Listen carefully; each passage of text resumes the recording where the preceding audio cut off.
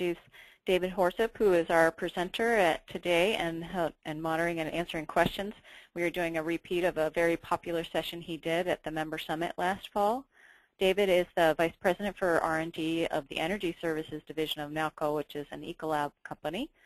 He has appointed position in 2010 after holding several R&D managerial and individual contributor roles. He leads a global team of scientists and engineers in providing technology-based solutions to challenges faced in the oil production, refining, and petrochemical sectors. He has a passion for driving innovation through mining the fertile intersection between diverse fields, and we love that. IRI is all about that.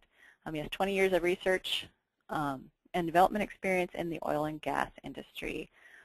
So I'm going to turn it over to you, David, if you're ready to get started, and I will go on mute and come on if needed. Great. Thanks very much, Martha, and welcome everybody for joining this this brown bag session, and thanks for the invitation to actually do this. As the title states, is your R&D culture aligned with the changing needs of your employees? This is a critical area which we really started to focus on probably about 2 to 3 years ago, and primarily because of the very dramatic changes in the demographics of our particular workforce. So let me just take you to the next slide here. Oops. There we go. Just as a quick overview, Nalco is now an Ecolab company. As of December of last year, Nalco was acquired by Ecolab.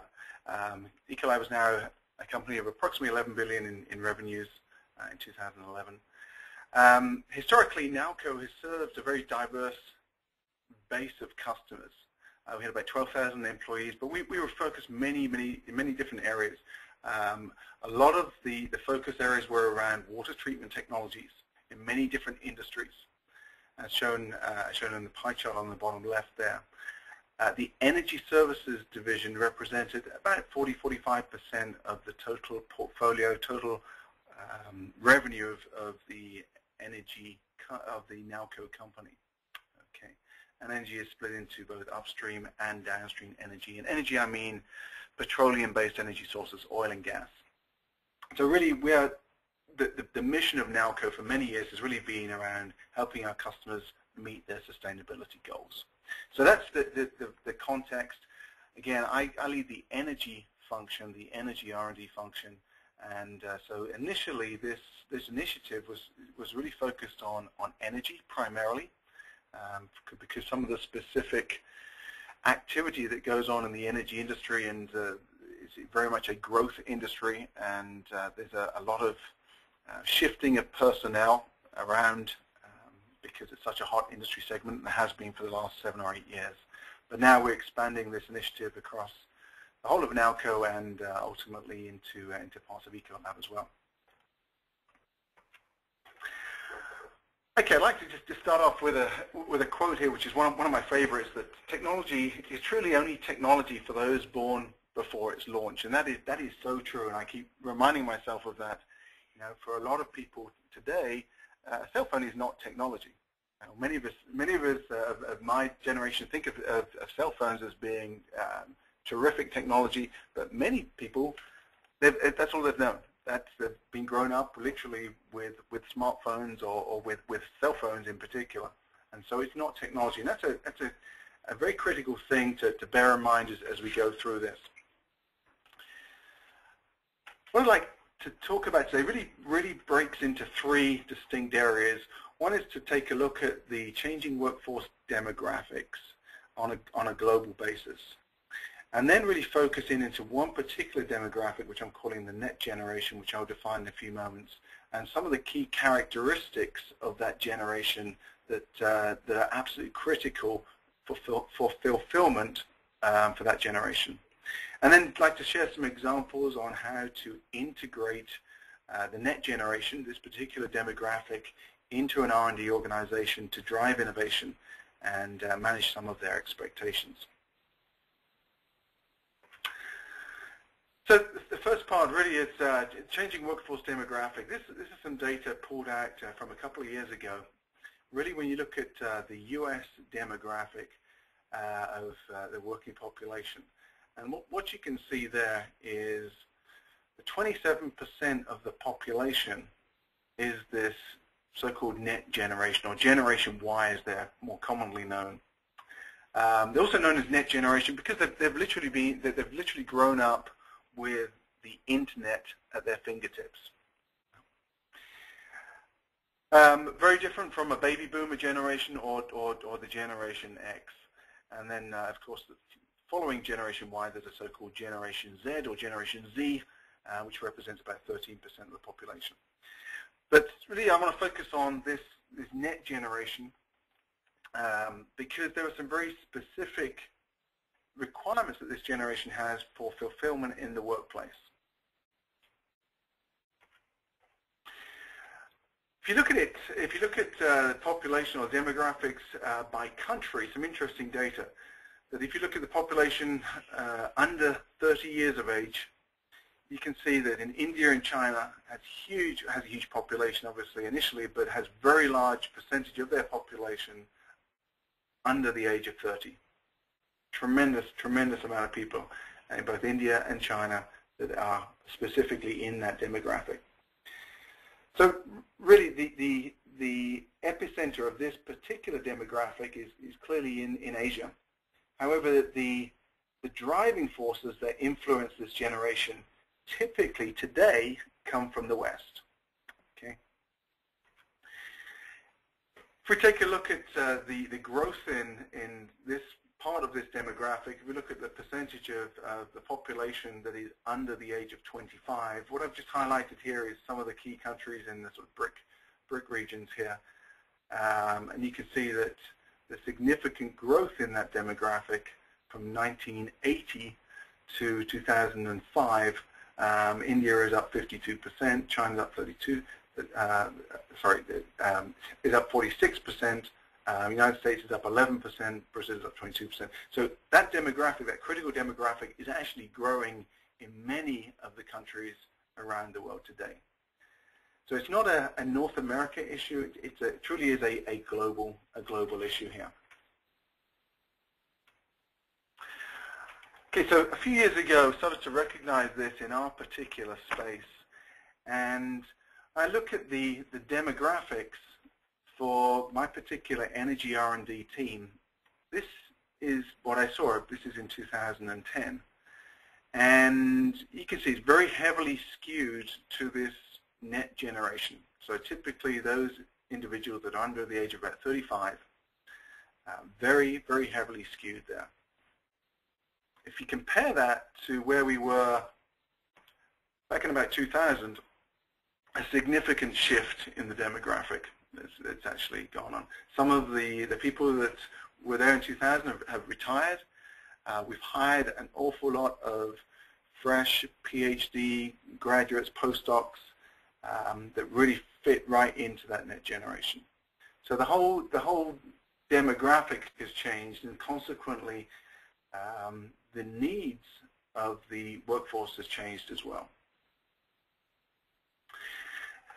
Interesting, this is some data I saw. When asked, would you rather watch TV, would you rather live without television or live without the internet? When you ask this particular demographic, it's no surprise that probably about 75% of them say that they can live without television. Okay, they absolutely have to have internet connectivity, whether it's on their home computer, their laptop, their smartphone, their Kindles. They just, they cannot live without internet connectivity, and that's, I think, one of the biggest differences between this demographic and other demographics.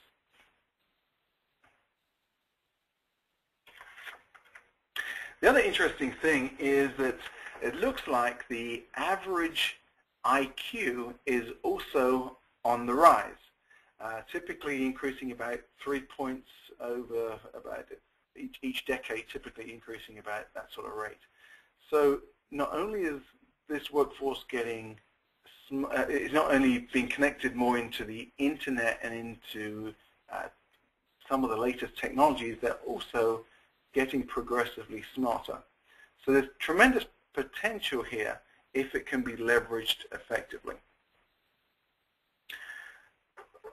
So that really leads into the 8, what they call the characteristics of the net generations. What are the 8 characteristics that really define this generation, and that we need to be conscious of when we are designing our work environments, our work practices? Okay, we go through these pretty quickly, and then we'll drill down to some of the specific ones from an R&D perspective. The first one is they truly value freedom of choice and expression in their work and in their activities. Again, they've grown up typically with the internet as the internet has evolved, and being able to leverage the power of this technology to seek out their friend networks, their news sources, their communities that they participate in, and being able to choose and customize that is absolutely critical for them. That's part of their personal fulfillment. So customize and to be able to personalize goes hand in hand. They literally want to personalize their environment, whether it's as simple as their desktop on their computer, or personalize their job. They want the ability to be able to modify it to their specific needs. Again, quite different from previous generations. They truly value collaboration, and a big part of this has come through living a large portion of their life online, whether it's playing collaborative games online or being part of collaborative sort of influence networks online. They're very much a collaborative generation rather than an independent generation. And being able to scrutinize everything. Again, once you've grown up in this era, you have the ability to access vast amounts of information literally at your fingertips, being able to trawl through that, being able to make very smart buying decisions, very smart career choices, very powerful to be able to do that, and that's something that they value and need the ability to do in their day-to-day work.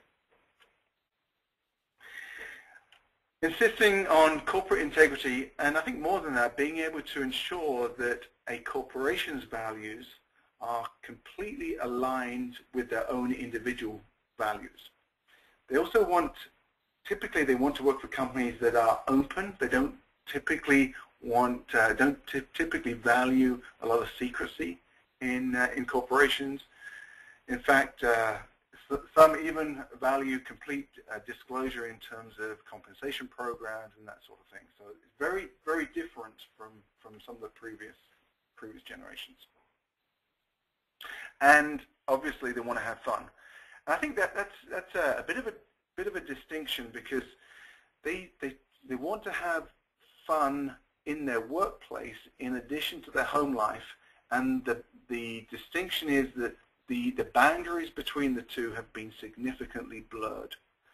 And I think that's partly because now they can access their work remotely. They can access it through their home computer or through their smartphones, and so the boundaries between when is work time and when is home time has been completely blurred. And so consequently, it's seen as almost a continuum to some particular individuals, and so it's got to have an element of fun. And speed is absolutely paramount in everything they do. And typically, again, instant communication has really driven this. And being brought up playing internet-based games or video games, it's all about speed. And they expect very rapid communication and very quick flow of information. That is the norm. They expect that in the workplace too. And then the last one is innovation is truly part of their life. They've seen the rapid innovation within technology. They've grown up with the Bill Gates and the Steve Jobs, and they've seen literally changes in technology on an annual basis in terms of the latest and greatest smartphones, latest and greatest computers. So they've ingrained that, and so typically I believe they tend to seek out in a research environment, those companies that truly value innovation and truly put their money where their mouth is when it comes to innovation. Okay, so there's some of the 8, I'd say, norms that really define this particular generation that sets them apart. So let me tell you a little bit about what we've been doing to try and align our strategy, our R&D strategy, our innovation strategy, with some of the needs of this particular demographic. So to connect with this demographic, we introduced a strategy which we call Connect, Collaborate, and Innovate, and really is heavily tuned in to this particular demographic, but obviously it appeals to the whole of the workforce as well within R&D, but is specifically tuned in to that part of the demographic because for us it represents a very large portion of our workforce. Let me tell you a little bit about what I mean by that. And the way this has been sort of positioned is really to look at Apple. Again, this whole demographic absolutely relates to Apple. I think they respect and value what Apple has done in the industry. So we sort of played off that a little bit. So really, the way I typically present this is I talk about the iPhone. And I said really to develop the iPhone, it took some brilliance to be able to connect with the ideas and with the stimulation around what people wanted in this personal device. It wasn't about purely being a phone, it's about being a central repository for your music, for your photographs, and now the multi-billion dollar industry of apps. Being able to connect with those ideas, with that stimulation, was an absolutely critical part of the success of the iPhone. But Apple itself didn't develop the iPhone. They absolutely partnered with a whole load of different companies, probably over 100 different companies, to actually develop the wonderful piece of engineering which is the iPhone today, and ultimately led to the launch of a beautiful device. So when you look at it like that, that is the connect on the front end, the collaboration piece, and then ultimately leading to innovation. Connect, collaborate, innovate. So that's effectively the strategy that we've put in place here. And let me delve into each of these in a little bit more detail to tell you about some of the things we're doing under each of these 3 areas. So in terms of connecting is really connecting with an innovation stimulus.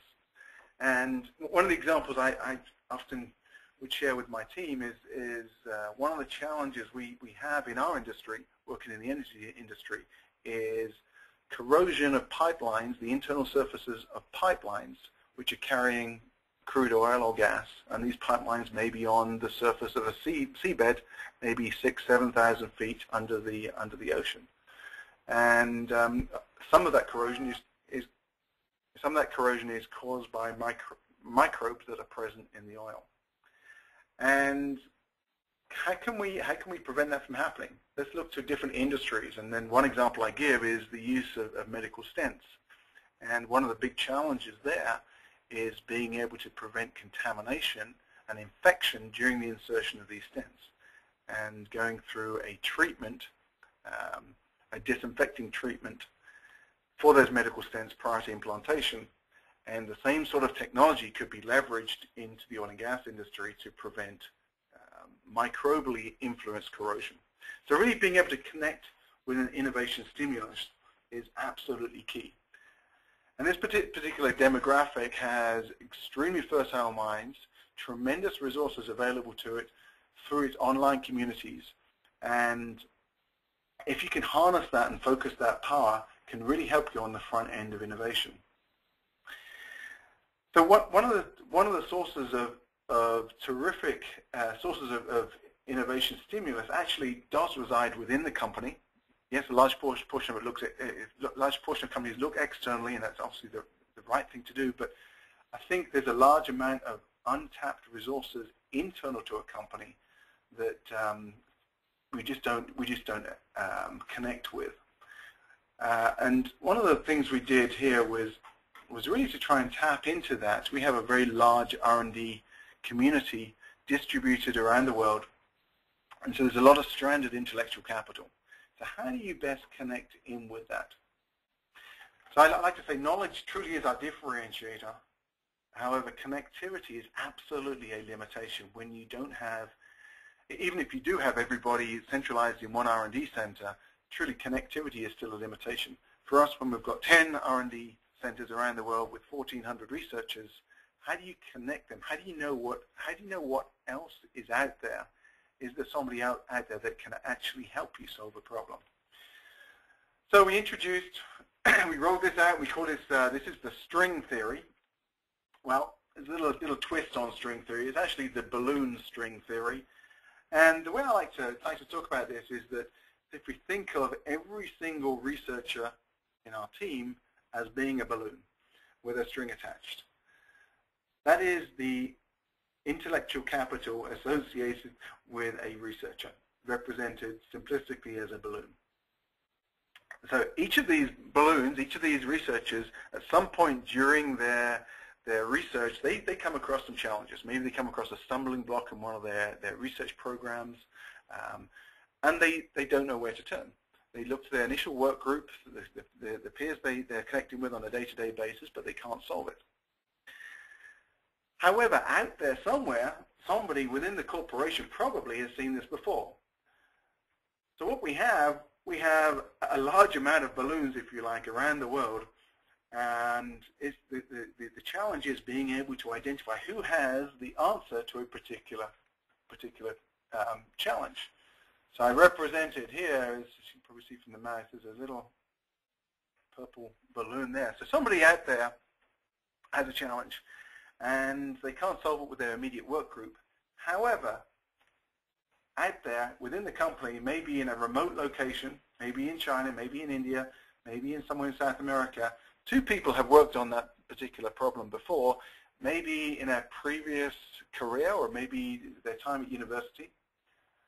But how does this person, who may reside in Houston, Texas, find that those people exist, first of all, and find that they have the knowledge to be able to solve those problems? It's a big challenge. So you have to try and connect those people. If you can connect them, you can increase your speed to market to solve those challenges.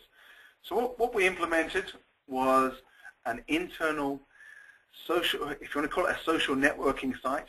Initially, we started to talk about this in terms of sort of a Facebook for researchers.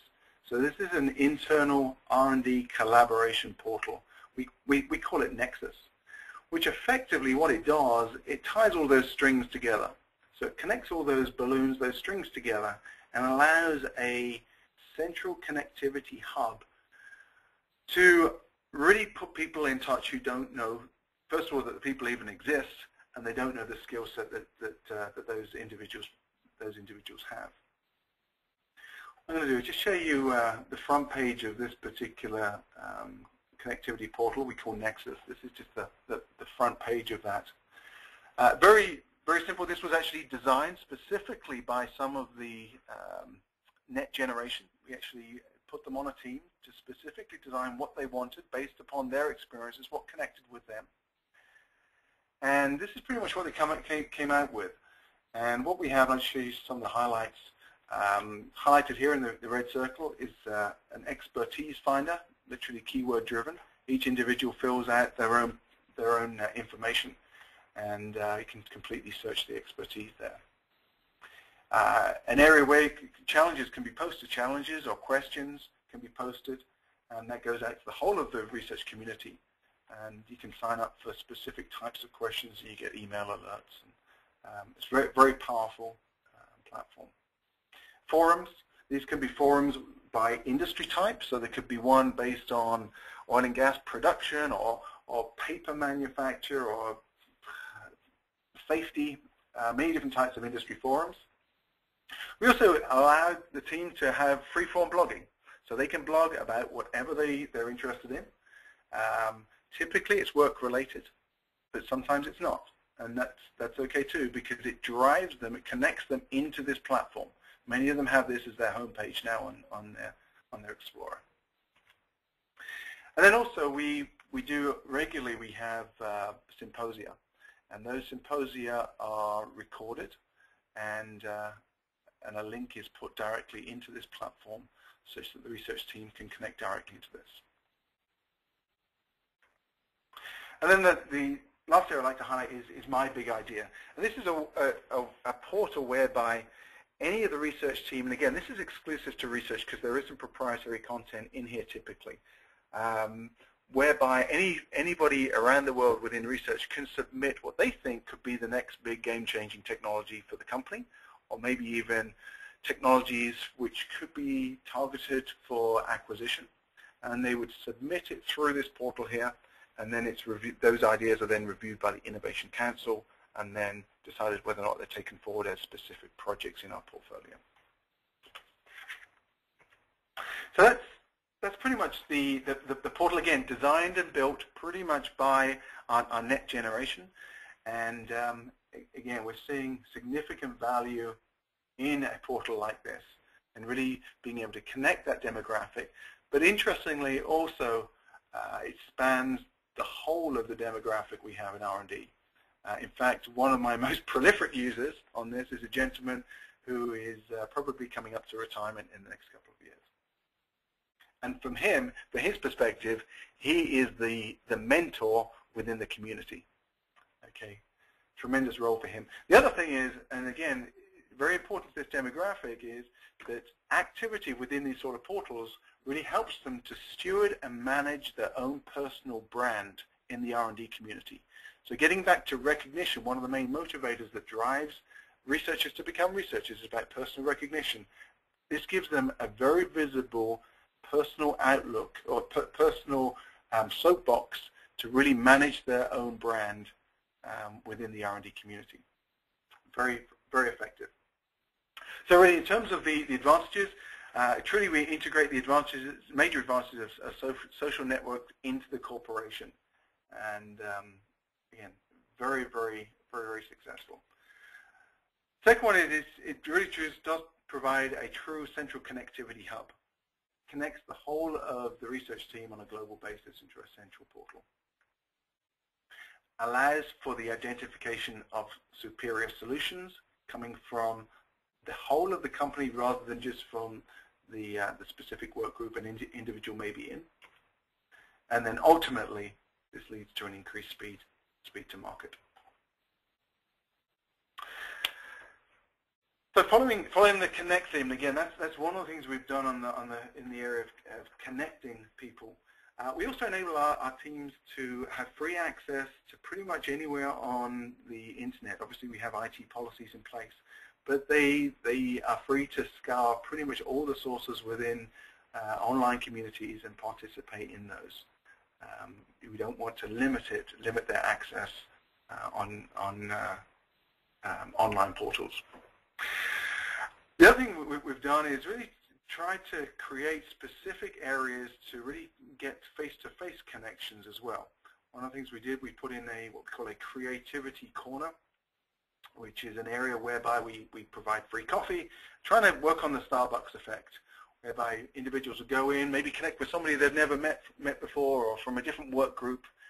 Very comfortable, very appealing area. They sit down, they can talk, they can share ideas. Some specific tools there, nice whiteboards and specific creativity sort of driving toys which are in that particular space as well. Like most companies, we also do a lot of the more formal connectivity forums, workshops and technical exchanges and poster sessions, but also we've been exploring some sort of virtual conferences as well, and some specific team rooms and websites, which again are typically led by this generation.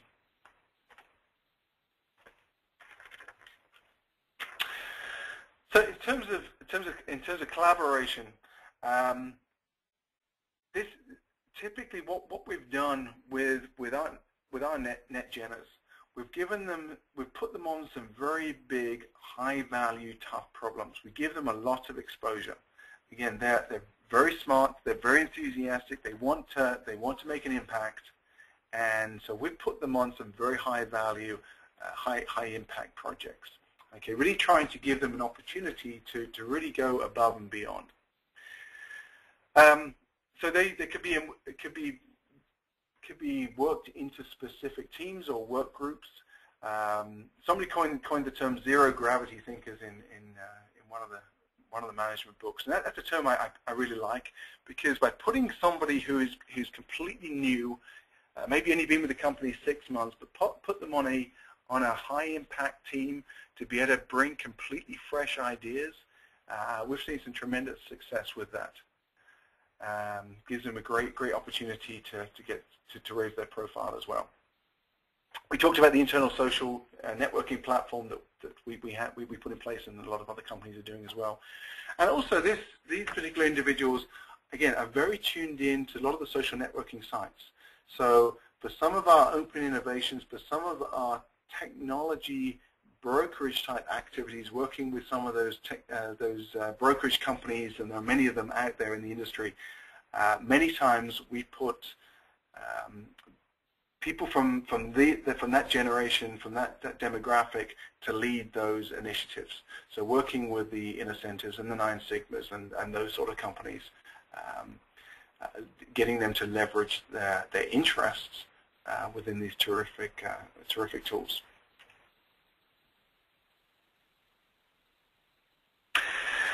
And then from an innovation perspective, I truly believe that since these individuals have grown up in the era of Steve Jobs and the tremendous innovations that Apple and other companies have brought to the world, I call them the junior Jobs.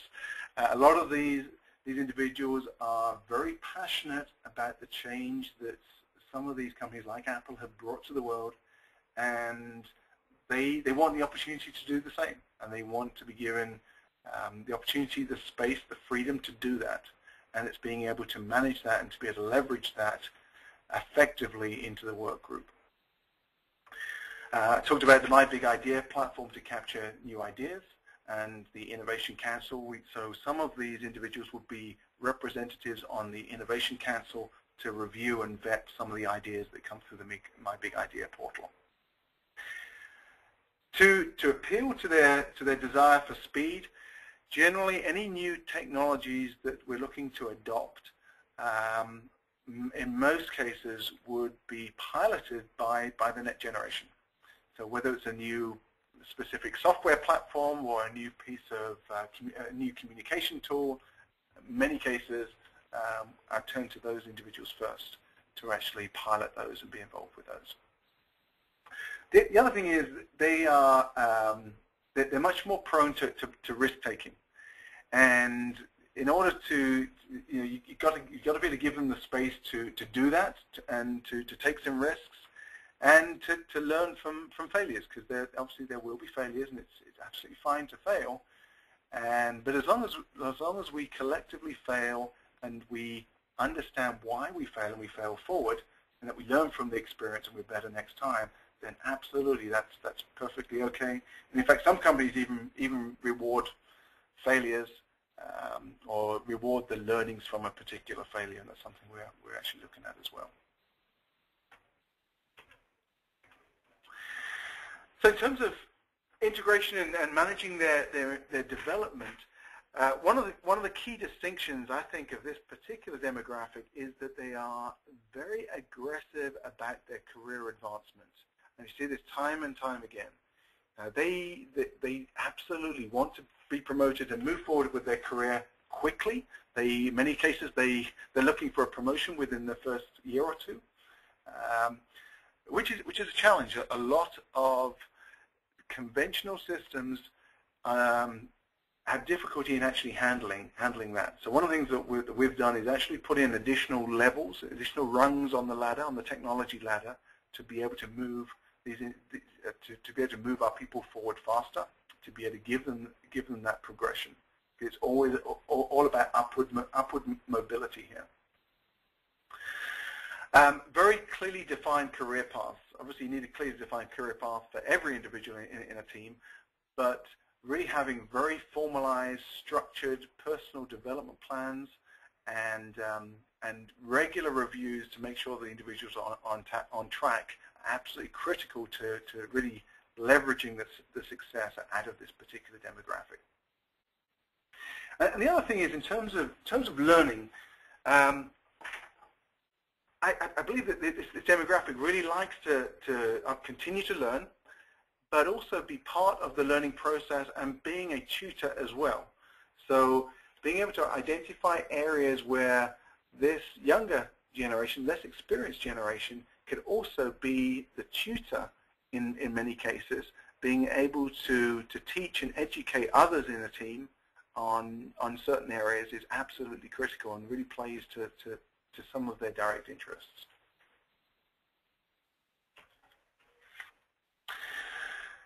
So the freedom, customization, and fun, I've lumped these two together. One of the things that we've done, and I know a number of companies have done, especially in the oil and gas space, is looking at flexible working schedules, the 9/80 schedule. So doing 80 hours of work in a 9-day period and taking every other Friday off. So that's something that we adopted a few years ago and has tremendously helped us from a retention standpoint and a recruiting standpoint. Really seen specifically by this generation as a huge advantage. And again, it comes back to getting that work-life balance in balance. And so that's been tremendously successful for us. The ability to work from home at times, again, we have adopted that and seen some success with that as well. One of the other things that several companies do is truly apportion a certain amount of time for prospecting time for individuals to go and really do their own research in areas that they are interested in, which is still in alignment with the business plan. Obviously, if you're focusing on oil and gas, you don't particularly want your research team going innovating around a new type of cotton candy or something like that. However, if it's aligned with the business, but it's their own ideas, there's scope for doing that for sure. Some companies call them Freedom Friday. I think Google put something similar in place where they look at 20% of an individual's time can be on their specific interests. And generally, the projects would be peer-reviewed, maybe on a monthly basis. And so you're getting direct critique from the work group, which helps to keep the projects focused on a real deliverable. But again, it plays into their need for some freedom and some customization in their overall work practices. I talked about some of this already, but being able to facilitate ideation through the web, give them full access to all of the websites, even those which aren't directly relevant to an individual's work scope. And one of the other things we did was implement a casual Friday, and typically that's been very successful. Again, it gives them an ability for self-expression. Obviously, casual Friday within some limitations. Obviously, we do have some policies around that as well. And the other absolute key one here, I think, is around developing a sense of community and setting up specific interest groups within the company and extracurricular activities like sports events, and being able to help in the community. That has really driven a sense of community in the workplace, and I believe has driven sort of employee retention as well. Looking at corporate integrity and value alignment, again, this is all around ensuring that the company an individual chooses to work with is fully aligned with the individual's personal value set. And this is absolutely critical. And again, we hire a lot of fresh PhD scientists. So this is typically their first entree into industry. And so they have the ability to pick and choose where they want to go. And they have the ability and the information available that they can absolutely scrutinize companies. There are networks out there whereby they can get a very good indication or assessment of what a company is like before even going to an interview. And so that is absolutely key, how we manage our own integrity, our own brand, to that pool and to the individuals that ultimately end up in our workforce. The other thing is really some interesting statistics. I showed a graphic here about the numbers or the percentage of the population that are wanting to be involved in some community service or volunteering in some capacity, and that definitely is on the increase. And I see that time and time again with the individuals that we hire. Most of them now are actually very passionate about giving back. And so being able to have that, being able to have those opportunities within the work environment to be able to get involved with community services, to do something outside of your regular work is absolutely critical, whether it's a junior achievement program. One example here is Water for People, which we're very actively involved in, where we go to maybe some of the third world countries and help the local villages put in clean drinking water to those villages. So some of our individuals go and do that sort of thing. Incredibly powerful and great from a motivational standpoint and great from a retention standpoint as well. So really in summary here, the key point is that if your demographic, your workforce demographic contains a lot of this so-called net generation, I think you need to be conscious that it is a different generation, and you need to be conscious of what I call the 8 generation norms here, which are critical to at least be aware of them and to ask the checking question as to whether or not your culture and your strategy actually enables that particular demographic to connect with your organization.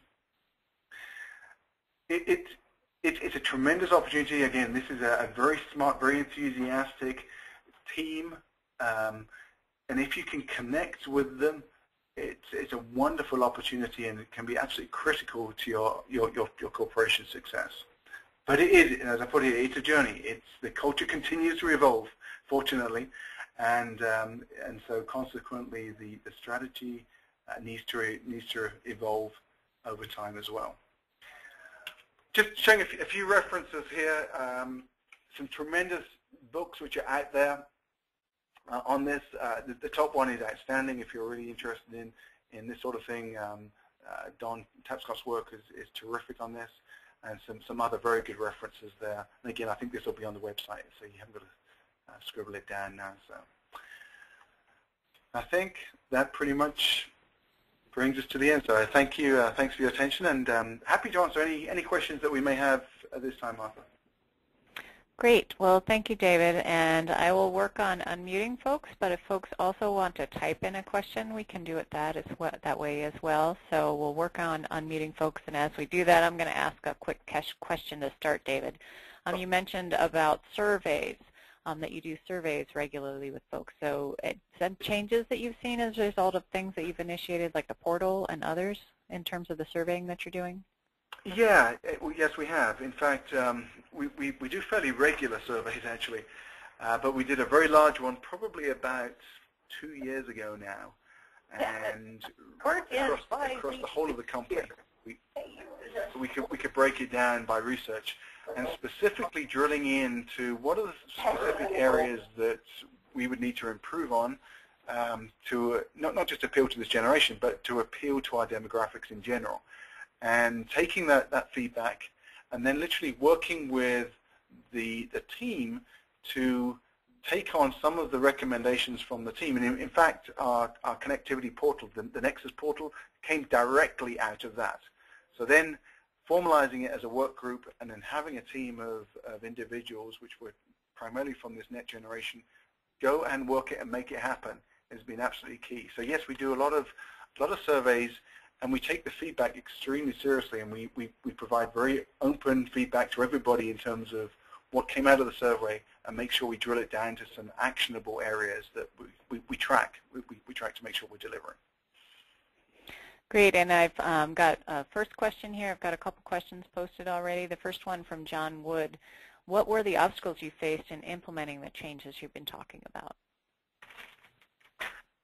I think, I was actually pleasantly surprised we didn't run into many obstacles. I thought we would, because to be honest, there were some things which were very unfamiliar to the company, I'd say, like going to a flexible working program, a flexible working schedule. And so I thought that would be a real challenge. In fact, it wasn't. and I think once we started to see the impact it has on the retention, that has completely validated itself for our particular market space. I think initially one of the challenges was, and I think still is, that you've got to continue to move forward. You can't say, okay, we've done this and we're done. Okay, on to the next thing. It's got to be a continuous improvement process, and it's got to be visible. And otherwise, it'll just be seen as another management fad. So you've got to absolutely engage the team and engage the key stakeholders, which again, for our team here was this particular demographic, and get them involved in the change, such that the change comes from them and is identified by them, rather than coming down, being pushed down from management. And again, that wasn't a challenge, but it was one thing which ensured success of this program. Well, and one of the things you talked about was flexible schedules, and the next question is, how does R&D work on a 9-day schedule? Do you lose productivity? Yeah, that's a great question, because that is always a question. That's always a question that we face. I can absolutely say no, we don't. The way we manage it is on an individual's flexible Friday, we absolutely ensure that we have 50% coverage. So we have to have 50% coverage. And typically, in many cases, if somebody is doing, for instance, take the example of a chemical synthesis. So they may start the synthesis maybe at 7 in the morning and work through to 5 or 6 at night. In fact, in many cases, you get more productivity out of it. And I'll give you the example now that typically on a Friday, since half the team, or approximately half the team, is taking that Friday off as their flex day, the other half that are in the office, actually there are fewer meetings, and they can actually get more done on those Fridays, and those Fridays, I believe, are even more productive. And so one of the things we're contemplating is having those Fridays as sort of a freedom Friday, whereby the individuals can work on specific areas that they're interested in on those Fridays, because it's sort of carved out some more time for them to work on those types of projects, where otherwise it's very difficult to fit that in. So it's very manageable. Everybody typically would sign up for it and sign up for a specific schedule. And the other thing is, if there's a specific need, and there many times there are, that an individual has to come in on their Friday, then the understanding is that they will come in, irrespective of how many hours they've worked in the preceding days. The business comes first, and so they still come in. So we have a number of questions on the queue, and there's a couple that are somewhat related. I'm going to ask both at the same time. One is from Marty Cohen, asking about the cultural differences you experience. Excuse me. And the other is, if we have a demographic of net generators and boomers and not much in between, how do we bridge what seems to be opposing cultures, and does it promote conflict? So kind of a two-step, both related to culture. Does that opposing culture promote conflict, and haves and have-nots? Yeah, and that actually is another great question, because it can, if it's not handled very, very carefully. And because what you don't want to appear is that you are appealing just to one demographic. This is in addition to everything else you're doing for the whole of the team. And it's just you're trying to tune in certain areas specific to this demographic. But it's interesting. From my experience, the things we've done specifically for this demographic have been absolutely embraced by the other generations as well. I talked a little bit about our connectivity portal, our Nexus site, and literally we get a lot of active usage by the net generation, but we get tremendous usage by individuals that are maybe in the twilight of their career, because they see it as a wonderful way that they can give back and they can be mentors to some of these less experienced individuals. So I haven't run across any conflict like that at all, but I think you have to be very conscious of it. You have to, it's all in how you position it. It's not specifically, you don't position it that you're specifically appealing just to this demographic. It is part of your overall engagement strategy. It's just that part of it is more focused on this particular demographic. Great. Well, we still have a number more questions. It's great. Thanks, folks, for asking questions. The next one, Martha Collins from Air Products asks, what motivates the Innovation Council to perform, and who sets the goals for them? Okay, the Innovation Council really is the council that reviews some of the ideas that come in through the individual, through either the research team, or actually we actually expand that across the whole company as well. So people in manufacturing or marketing or sales can also submit ideas into that. So those would come into that particular team. In terms of what motivates them, I think they have, typically the individuals that are on that team are volunteers. They are passionate about innovation. They're passionate about seeing what's next, identifying the next big thing. Okay, so it's something that they want to do, and so they give their time to that. And it's not a lot of time. It really is. It's maybe an hour a week is typically what it comes down to. And they're just passionate about what's coming in, what else is out there. So typically these are the individuals that some of the most creative individuals, I'd say, in the team. What incentivizes people to submit ideas? I think there are a couple of things. One is which I know wasn't the question, but just to answer that one, is that I think individuals want to see their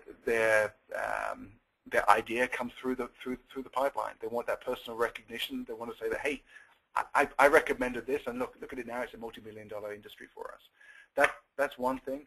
We also do a small financial incentive as well. It's not significant. But there is a small financial incentive as well to try and drive this. Here's a question on electronic lab notebooks from Hugh West. Does Nalco use electronic lab notebooks, and has this been driven by Gen Y interest and familiarity with iPad-type apps that deal with electronic notebooks? Okay, these are great questions. This is one thing we've been looking at for a while, and I won't mention any specific products, but we did do a small pilot on one product, which is one of the big name electronic lab notebooks which are out there. And for us and the way that we operate R&D, it was somewhat cumbersome and wasn't terribly effective. Okay, this was probably 3 years ago now. We have been looking at a whole load of other platforms as well, because ultimately this is where we need to get to. Now, I think the days of pen and paper are rapidly dying when it comes to electronic lab notebooks, when it comes to lab notebooks. So we've been experimenting with several different platforms. One is actually taking tablets, having tablets in the lab, and having preformed fields, and having our own system. So we've been piloting something like that. And then another thing which we piloted, which initially showed a lot of promise, was one of these digital capture pens, and again having pre-filled forms such that the individual would use these digital pens in a normal notebook, but then would download that directly into their PC, and it's all digitized and had character recognition. That was the one we were most hopeful on, but we're still having some challenges with that. So yes, we're looking at a lot of those. We don't have the solution today that fits our business, I would say, but it's something that we absolutely are focused on, and we need to have a solution. We truly need to have something there. So a couple of questions on tools. Martha Collins asks, how do you keep interest in the tools that you deploy? They see an interest in the beginning, and it tends to die off in time. And then a specific question just about who manages the portal. Yeah, that's a great point, because when you look at them, and we've been part of some of these forums, because several companies have these sort of forums, have these portals, and the challenge is keeping the interest level up and getting active participation up. And typically, most companies report an active participation rate of around 25% of active participation. I think we're actually a little bit higher than that, but we target 50% active participation. So that is sort of 50% unique users going in on on a weekly or bi-weekly basis. Okay. To get there, you have to reduce any barriers at all to access. Okay, so again, putting it as the home page on an individual's Explorer is one way.